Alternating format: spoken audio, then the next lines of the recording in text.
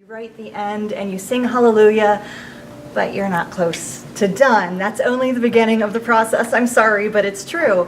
So that is the point where you get to start diving into your revisions, to take that mound of sand and then to start molding it into a castle. To get all of those pieces, looking at the big picture ideas of your characters, of your story structure, of your where you begin, where you end, and you edit and edit until you have those pieces in a wonderful place. And when you have that first great edit in a great place, then you go forward to your line edits, where you suddenly start playing with the power of verbs, Right. where you start playing with the power of dialogue unique to every character. And that's where you take that strong story to this amazingly powerful spot. What are some of the more common mistakes that beginning writers make on the grammar front that you have noticed?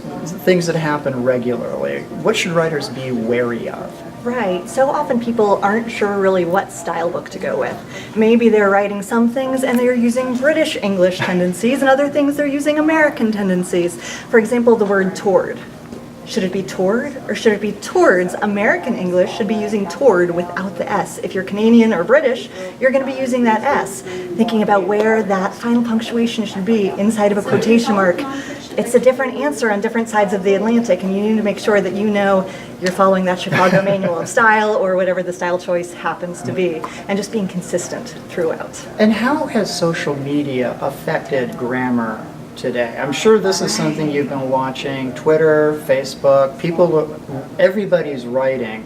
How has that influenced the way we approach our language? Right, I'm one of those rare editors who absolutely am fascinated by social media and how it's completely evolving our language. I think it's absolutely fascinating, but you have to know your audience and know a time and a place where it's okay to say LOL versus laughing aloud versus laughing out loud. Wait a second, there is actually a difference between when you should say laughing out loud and laughing aloud. There are subtleties in these things that matter. And this is where I absolutely fall in love with the use of language. But social media is just a way to capture the evolution of it. And we just need to know when it's okay to use those abbreviations, to use 10 exclamation points, and when to hold yourself back. And that's where that editing comes in. Thank you very much. Sure.